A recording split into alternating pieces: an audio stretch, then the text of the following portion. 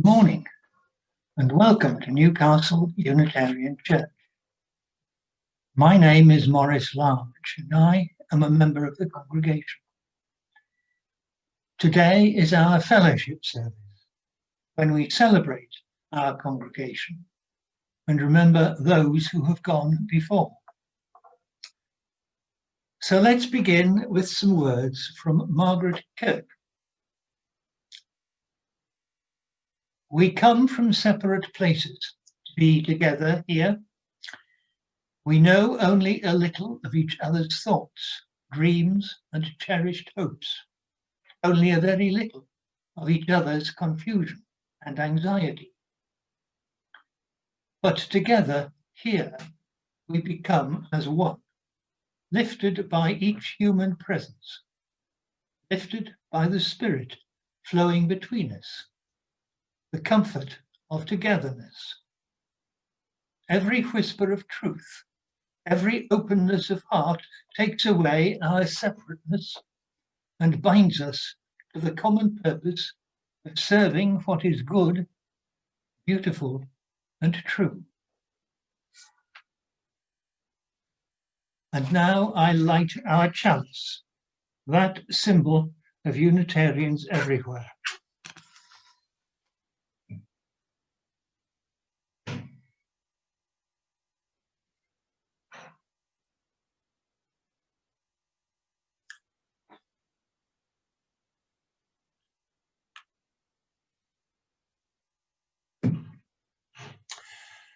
Every time we light a candle, we remember the past. Whoever forgets the past must live through it again. But those who remember the past find in it directions for the present and the future, and can revive tradition in all its richness. It is the duty of each generation to study history, so that in the light of the past, it may see clearly what is its own special task. It is our duty too, on this special occasion. So, as I've said, today is Fellowship Sunday. Fellowship Sunday began as a celebration to mark the anniversary of the arrival of the Reverend Herbert Barnes as our minister. He was with us from 1919 to 1951, a total of 32 years. But a total of now almost 70 years has gone by since he retired. Yet we still celebrate Fellowship Sunday. One of our traditions on Fellowship Sunday is to remember those whom we have lost during the year, whose names are inscribed in our Robinson Book of Memories, of which we will hear more later. And we have one old friend to remember during the service today. And in addition, what I want to do today in my series of readings is suggest some ideas of what we mean, what we expect when we talk of fellowship, of community, of congregation. We begin with a look at what would be expected of a community in the 1st century AD, or CE as we now term it. This is an extract from a book by the American writer Scott Korb, which attempts to describe what everyday life was like in Palestine in the days when, we are told, Jesus was living. Although Korb is at pains to point out that his book is definitely not about Jesus. Life in year 1.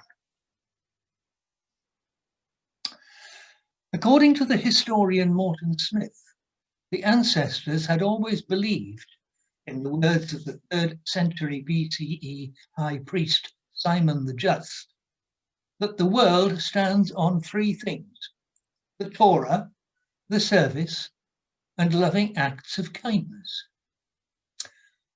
So, as much as possible, you made these things the foundation of your life as well. After all, if the whole world stood on those things, and in your eyes, since it always had, shouldn't you stand on those things too? What we can safely imagine for those living in year one is daily prayer, probably when they awoke, around noon, and again before they went to bed. They would have faced Jerusalem, considered the centre of the world, because God himself was said to live there. If they happened to be in Jerusalem during the Passover pilgrimage, say, they would turn towards the temple. If they were in the temple, they would turn toward the Holy of Holies. To prepare themselves for prayer, they may have wrapped themselves in prayer shawls and, more likely among the elite, wore what are known as tefillin, little leather cases that held passages from Exodus and Deuteronomy. What they said in their prayer, whether aloud or in silence, mechanically, or with all their hearts, would have contained a profession of faith. Imagining a whole lot more, though, about the individual prayer life of a first century Jew pushes the limits of decency, as far as I'm concerned. Private prayer, we might as well just assume, should remain a private matter. In public, though, people would gather at the synagogue. Not every city had one, of course. Nazareth and Capernaum show no evidence from the first century, but where they existed, they became centres of community life. And where synagogues didn't exist, we can assume people would have gathered in a house. Jerusalem probably had 5, run over the generations by families of priests. And you might expect that residents of tiny villages would make the journey to a nearby city for religious holidays. Sabbath and festival services would have focused on a reading of the Torah and a sermon, and they seemed not to include any communal prayer. Once again, it seems prayer was a private matter, or something shared among friends and family within the home. Hard to call something a house of worship when there wasn't exactly what we'd call worshipping going on. And yet synagogues mainly operated as community centres, a place where Jews could go not only for Torah and the service, a word that also suggested their commitment to the temple, but also where they could act out the loving kindness piece of karpatria, meaning ancestral practices, or what had traditionally been done. The buildings served as soup kitchens and town halls, hostels, and even schools. People came and fed one another, taught one another. The place bustled all week. A visitor always knew he'd have a place to stay. And the Sabbath was hardly more important than the rest of the week. This tradition had been passed down through their genes. And despite all their disagreements and debates, even despite the power of Rome and the culture of Greece, they always had that tradition. And the synagogue was the place to practice. Scott Korb, Life in Year. It's time now to join in prayer. Let us pray. We come to share with each other the divine peace. We come to discover our oneness with each other and with God. May there be trust between us and a willingness to be open. May there be love between us, a true caring and a true respect. From the troubles and concerns of the world, we turn aside for this time together. From journeying the desert path, we pause to share the life-giving waters.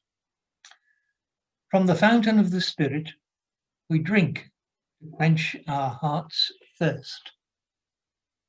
Amen.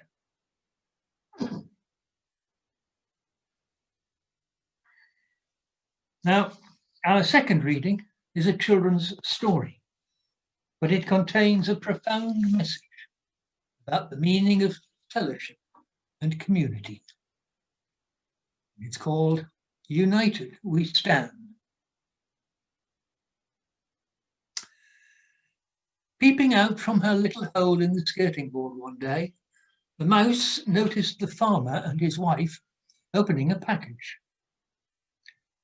Maybe there's some food in there, thought the mouse. I'll probably be able to have a feast when they go to bed. Unfortunately, however, it wasn't food. It was a mousetrap.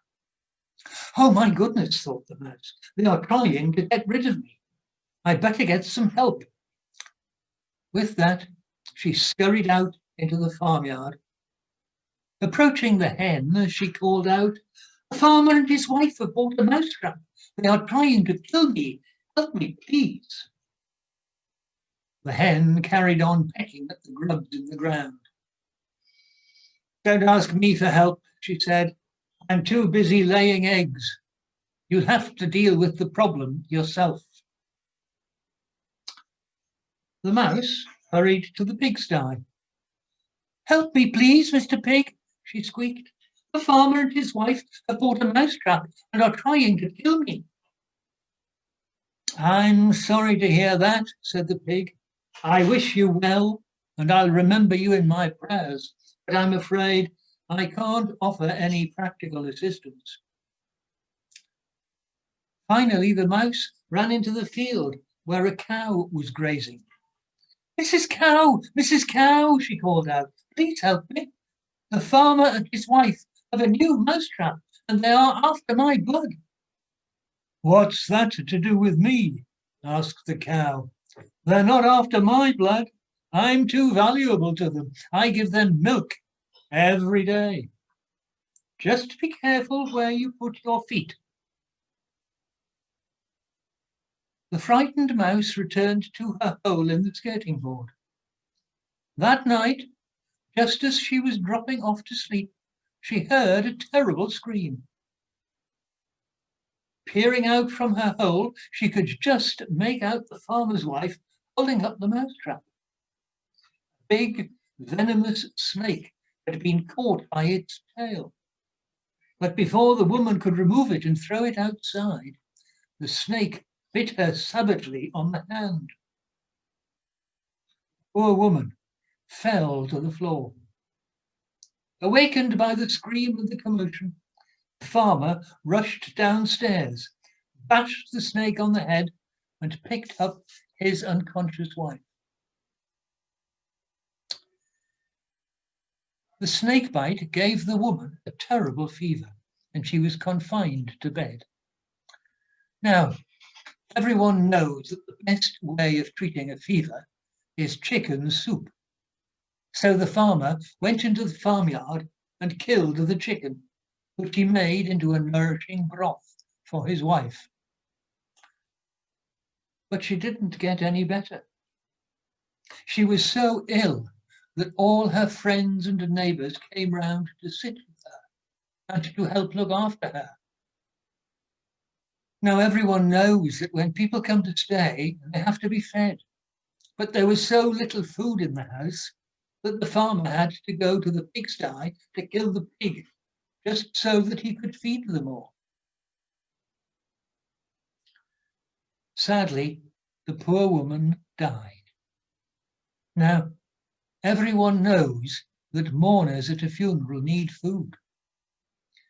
So the farmer had no option but to go into the field and kill the cow.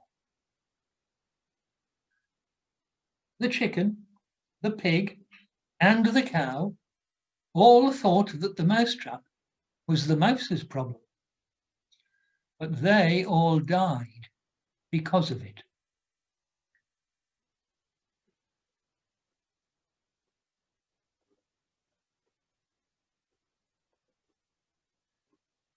And now I'd invite Louise Reeve, chair of our congregation, to tell us about the Robinson book and to read the words to be inscribed in the book of the member that we have lost during the year. Louise. Thank you. Hi everyone. This is the inscription in the Robinson book that we will put into it to remember Fiona Tate, who sadly died earlier this year. Before I read out the words we've used to remember her, I thought people might like to hear a little of the history of the Robinson book. All religious fellowships develop their own unique traditions, and ours include the Robinson Memorial Book. The book is intended to commemorate both deceased members of the congregation and people who have supported us. It was a gift from the Robinson family, Lionel, Harold, Philip and Eileen Robinson, in memory of their parents, Lionel Edward Robinson and Catherine Harty Robinson. Morris's own research shows that Mrs. Robinson's funeral was held at the beginning of 1959. The new Robinson Memorial Book was received on the 1st of October 1961, and entries in it were first read out on that date at a new service to unveil the memorial stone for Herbert Barnes, which was the beginning of our fellowship tradition, as Morris spoke about earlier. Since then, new entries to the book are traditionally read out on Fellowship Sunday with these words: "We commemorate with gratitude and affection the lives of those from our community who have passed away during the year. Here is the dedication for Fiona Tate, who was born on the 18th of December 1968 and who died on the 17th of July 2020. Fiona joined Newcastle upon Tyne Unitarians in February 2014. She was elected to our management committee at the 19th April 2015 AGM, and she brought a fresh perspective and energy to our congregation until resigning due to ill health in February 2016. She was also our calendar editor from May 2014 until February 2016. Her interest in the Unitarian Earth Spirit Network and in nature-centered spirituality led to our first Flower Communion service here at Newcastle on Tyne Unitarians. I invite everyone to take a moment to remember Fiona. Thank you. Thank you, Louise.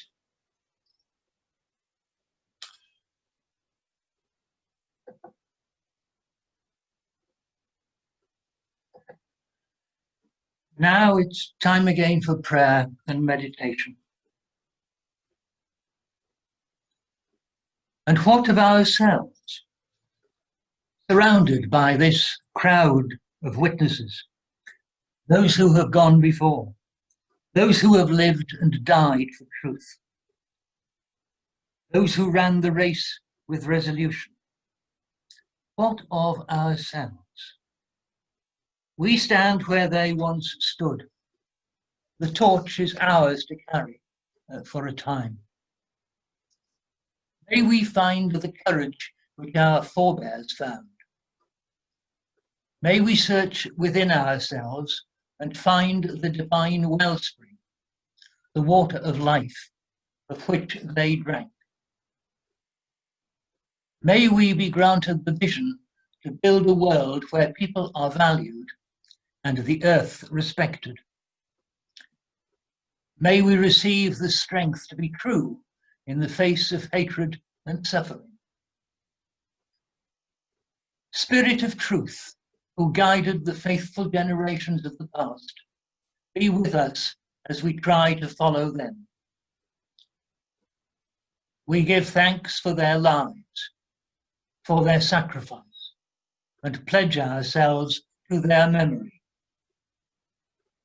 As a cloud, they surround us still, lending us their inspiration. Grant us, O loving Spirit of God, the love we need to follow in their footsteps and be their faithful sons and daughters. Through doubts, perplexities, and shifting understandings, remind us what is essential. Make our faith a living, dynamic thing that truly honors you. Make it a vehicle of your love. Help us to create a community that reconciles those whom sin has sundered, a community that is loving, yet open to the whole world. When we would hedge it about with our own prejudices, rebuke us. May our gratitude for those who went before find expression in a deeper commitment to your good news which they proclaimed. May we proclaim it too, and may we live it, your prophets and your healers of this lost and broken world. Amen. And that is a prayer by Reverend Cliff Reed. I invite you now to join with me in a period of silence for your own thoughts, prayers, and recollections. And that will then be followed by. And now it's time for our next reading. Some extracts from a sermon by Sarah Tinker, our minister at Kensington Unitarians, entitled A Community of Spirit. Where am I? What are we doing here? How can we find meaning and purpose in life? Who am I? These are the existential questions of life that we creatures of the 20th and 21st centuries get to ask at times, living as we do on a tiny dot of a planet floating in the midst of an unimaginably vast and possibly meaningless universe. These are the questions posed by existential philosophers such as Sartre and Camus. And as often seems to be the way with philosophers, the questions they raised became the questions of their era. Their complex works were read only by the intelligentsia, yet the concepts filtered through to us all, and to some extent have shaped our thinking and our ways of living. You could say that existentialism has set an agenda for our time. How shall we best live in a potentially meaningless world? Some of the best answers we humans can come up with to such dilemmas seem to involve fostering a sense of belonging. Somehow, somewhere, we find ways to put down some roots, stretch out our tendrils, touch the lives near to us, listen and observe, ask questions, find things to do with other people, create some meaning and purpose where there might well otherwise be none. Margaret Wheatley, who has written extensively about ways to create a sense of community, says that human beings need each other. We cannot exist in isolation. We can then turn that around and say that the communities we create, of course, need us. How fortunate. We need to belong, and communities need us to belong in order to exist. I'd take that further and say that the world itself needs our communities, because it is by joining together with others that we have enough power to make a difference here on planet Earth. Now we can wax lyrically about the joys of belonging in a community, but it would be wrong not to mention the other side, that joining a community is like stepping into the swimming pool or river, or standing up and getting off the spectator's bench and joining the game on the playing field. When you join in any activity, you enter the flow, and you cannot entirely predict or shape the outcomes. But you can guarantee you'll get wet in the river. And if you've joined a game of football, it's an almost certainty that you will fall down or get kicked, or at least get a bit muddy before the game comes to an end. Life in communities is real life, and real life sometimes hurts. And at some point, anyone who really belongs in any grouping will find themselves rather wishing they didn't. Theologian Dietrich Bonhoeffer described it like this in his book called Life Together. Only that fellowship that faces such disillusionment, with all its unhappy and ugly aspects, begins to be what it could or should be in God's sight, begins to grasp in faith the promise that is given to it. And the sooner this shock of disillusionment comes to an individual and a community, the better for both. Our congregations are communities of spirit, but they are like any other community. They thrive on open and deep and caring communication. But what can help such a process develop in a community? Here are some words from our very own Michaela von Britzke's essay on fostering spiritual growth in Unitarian communities. And I quote, "Many unexpected processes of spiritual unfolding follow naturally once we learn to make the mystic's assumption that everything that lives is holy as part of our formal spiritual practice. If we could learn to truly meet each other in this spirit, in the groupings that make up a church and its weekly processes, we would be well on the road towards a greater awareness of the holiness of the conversation. Once we learn to adopt the view that everything that lives is holy, we don't need to turn church into a place where we have to be careful and nice to each other. We can start to face our conflicts together and begin to develop a sturdy intimacy with each other, the basis and goal of our longing to belong. Sturdy intimacy. What a pleasing description for any healthy relationship. And what a useful reminder of the work that's needed if we are to create a true community of the Spirit. For we all know the challenges of attempting to conduct our lives from the position of everything that lives is holy. Easy path when all is sweetness and light, a seemingly impossible task when life is tough and we come up against the wall of our dislikes, our sensitivities, our disapproval, our irritations, and even our disgust. If we stick around any community for long enough, we come up against those barriers in ourselves and others, and then we have a choice. Do we stay and deal with our discomfort, or do we back off, retreat, return to a comfort zone of our own creating?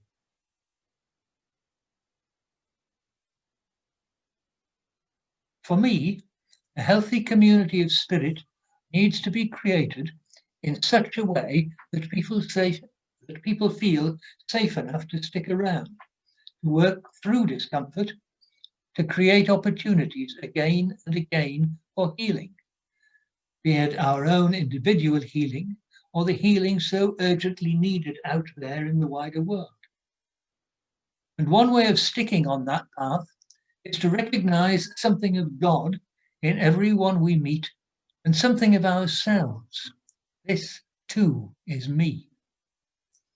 We are all connected, and that connectedness helps us to work through the barriers, to clamber over the divisions, to seek health and healing and wholeness for one and for all.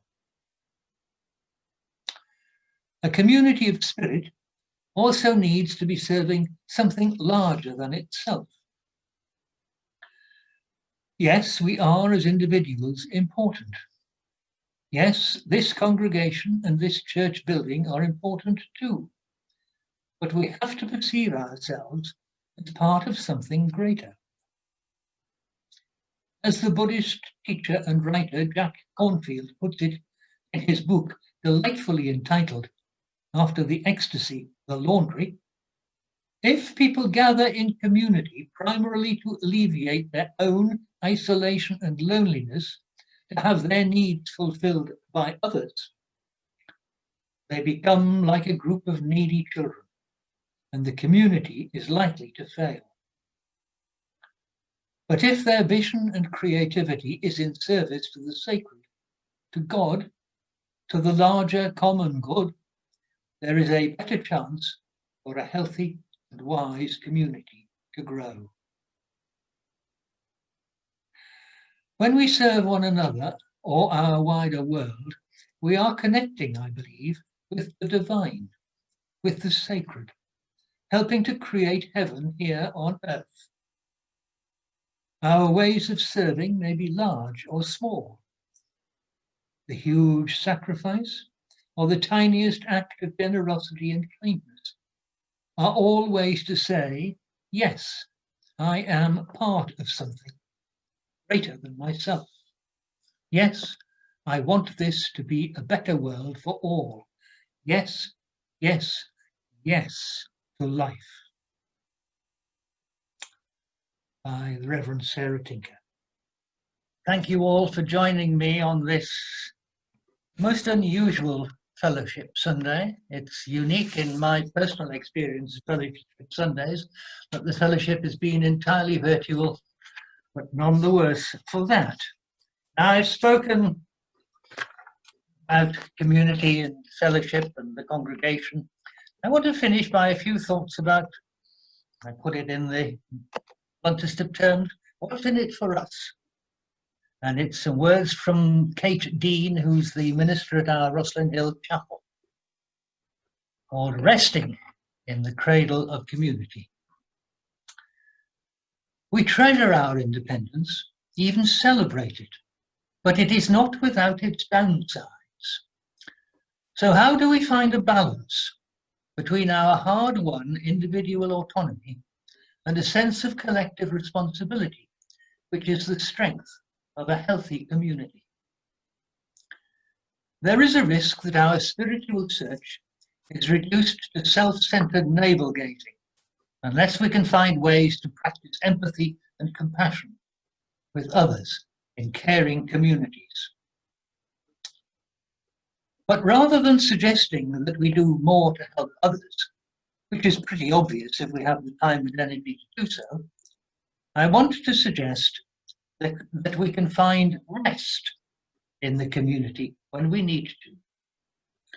We should feel comfortable enough in our church communities to ask for help as well as offering it. The words of the hymn, "A Church is a Living Fellowship," in Hymns for Living, remind us that congregations and fellowships exist because of their people. Quote from it. A church is a living fellowship, more than a holy shrine. A church is a place of human trust, more than of brick and stone, where bonded by trust, we search for truth. I expect that, like me, many of you are members of different communities through geography, shared common interests, or social group. For me, the communities I belong to include my Hampstead neighbourhood, the creativity group I regularly attend, and of course my chapel. I find that even if I have to drag myself to the monthly meetups of the creativity group, I always get something out of them. Be it an inspiring book recommendation, someone else's opinion, which gives me a new perspective, or just a chance to help someone else. If we feel comfortable in these communities, they can also be a place of rest and renewal. Being in the company of people where you feel you can be yourself is a real gift. And we can find this gift in a community of like-minded people, where we come with open hearts and leave any judgmental attitudes at the door. Communities can be inspiring and motivating places, but the healthy community allows us to show our faults and weaknesses without fear of being turned away. It had been said many times before that it can feel lonely living in a big city surrounded by people. We Homo sapiens connect on a very personal level, and huge crowds of people very soon become an amorphous mess that can be ignored or seen as a threat. But when we view them in this way, we discount the fact that each individual has their own life path to lead, their own hopes and dreams, their own fears and insecurities. So what do you need in order to find spiritual rest? Can our communities or denomination help in this endeavor? Perhaps you have energy to spare, which could benefit others. We can serve each other and the world if there is mutual understanding that there are times in our lives when each of us needs support too. Within the walls of our chapels and churches are the echoes of centuries of communities, gathered at different times with the same purpose: support one another and celebrate life, connected to that which is beyond us, the ground of being, the element which we might regard as having highest worth and meaning in our lives, or as others might call it, God. Our chapels are here for us to commune with each other, but they also exist for us to find rest in the ground of being. Our movement has witnessed an unbroken chain of human existence with all its highs and lows, all its joys, concerns, scandals and celebrations over hundreds of years. We can think of the thousands of people who have passed through the doors of our chapels. Outside, inside, I am everywhere. Beyond you, within you, beside you, above you, below you, around you. There is nowhere that I am not. Be at home in me. And now I close our service with these words. Beloved community, suffused with the divine presence, we will carry you in our hearts always. May our inner life be nourished by our community, and may our community be strengthened by each person's unique gifts. May we honor the diversity of our spiritual journeys, help each other on the path. Amen.